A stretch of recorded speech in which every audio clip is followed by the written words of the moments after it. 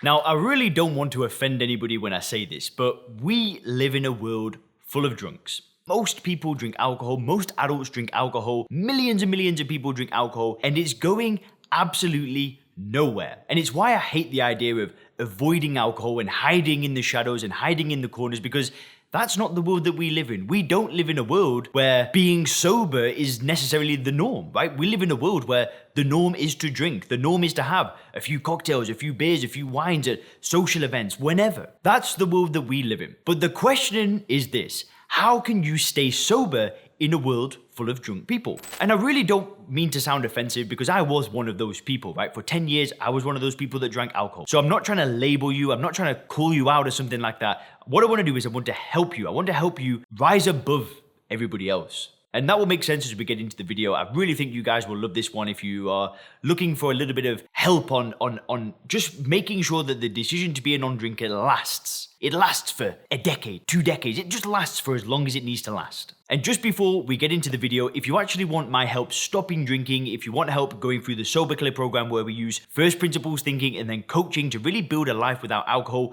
without having to do things like AA meetings and give yourself labels and therapy and willpower, just make sure to click the link in the description. There'll be a short video that you can watch that explains how I work with people, how the method works, and some of the results that I've gotten for people. And then if you like what you hear, then we can actually book a call and we can see if this program may be a good idea for you. So make sure to click the link in the description for more information on the program. Now, the first thing that I want to touch on is the world that we live in right now. So, like I said, the world that we live in has alcohol in it, and it's going absolutely nowhere. However, the world that we live in also has other drugs, but the thing is with alcohol is it's a little bit different because there's an underlying theme beneath alcohol, right? There's like a foundation that alcohol is built on, and the foundation is that alcohol is a good thing. It's a beneficial thing. There aren't really that many issues if you drink it, as long as you drink it in moderation and drink responsibly and so on. That is the world that we live in, and that is the underlying tone. If you were to meet people in the street, in a bar, that's kind of the ideas that they're going to hold on to. And this is just,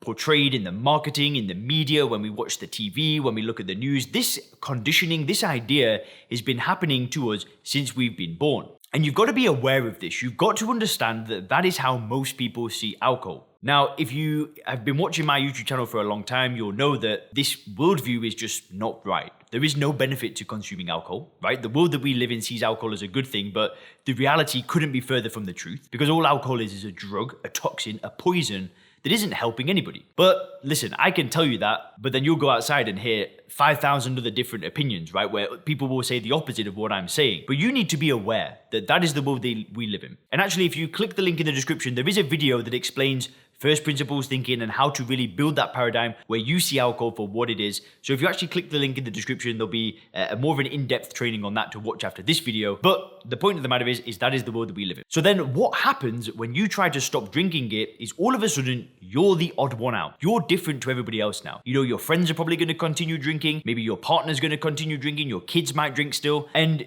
almost you become the odd one out. Now, the thing is I know a lot of people have this fear that the people around them aren't going to accept them as a non-drinker. Now, at this point, I've worked with over 100 people now in the program, and I hear this a lot, right? People kind of, they'll go through the program, they'll get, a month into it, and they've not had that conversation with certain friends. And I have never really heard of an occasion where somebody has told their friends, that I'm not drinking alcohol anymore, and their friend has said, well, screw you, I'm not your friend anymore. I've never heard that. Most people are very supportive. But at the same time, there will be people that you meet that will think, why would you want to do that? Why would you want to stop drinking? Are you crazy? A lot of people will feel that way. Sure, if it's a very close friend, they still might support you, but I'm just being honest. A lot of people will look at you a little bit like you're crazy, and then, you'll turn on the TV and you'll hear these opinions and people always talking about alcohol, and that is the world that we live in. So then when you decide to stop drinking it, you're the odd one out. But this is okay, providing you do this next thing. Now, this is the most important thing. Your worldview, your frame needs to be stronger than that of the drinker that sees alcohol as a good thing. If you're trying to get sober, you need to have that deep understanding of alcohol, seeing it for what it is, and your worldview, your paradigm, it needs to be stronger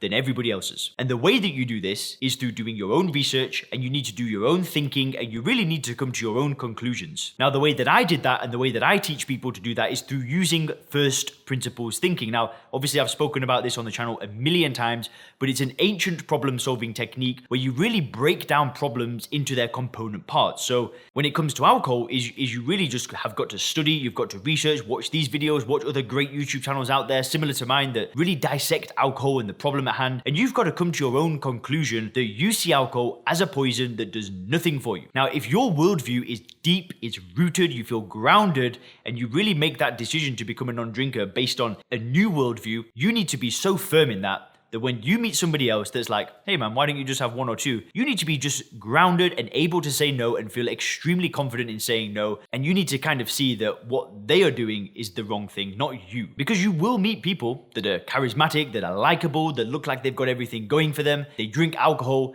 and everything just seems like it's really well put together. And when you meet somebody like that, that might be the day that you need a worldview stronger than them. And the whole point of this is that for you to stay sober in a world full of drinkers, you can allow people to influence you, right? I'm not saying that being influenced is bad. Good leaders are good followers. But on this topic, you cannot let people influence you. You cannot let somebody change your mind on the way you view alcohol. Because once you've made that commitment to not drink, once you've made the decision, once you've gone all in, that's it. It's done. It's finished. You put that behind you and you move on. And once you've made that like full all-in decision to become a non-drinker, and you just kind of go about life and you don't go back on that decision, things just keep getting better and better and better. The health comes back, the energy comes back, the relationships gets better, everything gets better. But then while you're going through the journey, is the only real thing that's going to kind of get in your way is another drinker influencing you, or the media influencing you, or the marketing influencing you. But provided that you're solid in your worldview, this will not be a problem. And you've really got to remind yourself that the only reason why other people want to influence you to drink is because they get something from it. Either the alcohol companies profit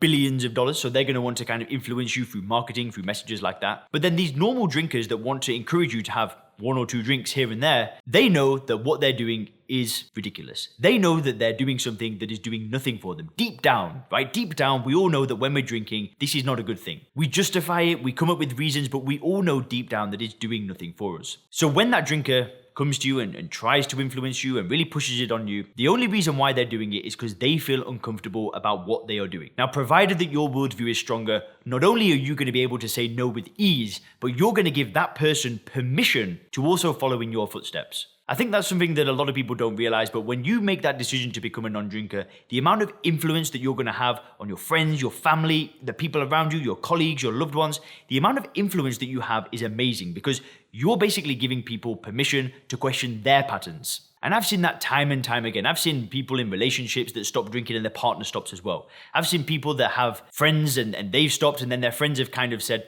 well, I also want to do something similar. So just remember that your worldview needs to be strong. The only reason why the drinker would influence you is because they don't feel good about themselves. And really, when you stop, you're giving everybody else in your life permission to follow in your footsteps, which is a beautiful, beautiful thing. Let me know in the comment section what you thought of this video. And like I said, if you want my help stopping drinking, click the link in the description for more information on the program. Have a beautiful day.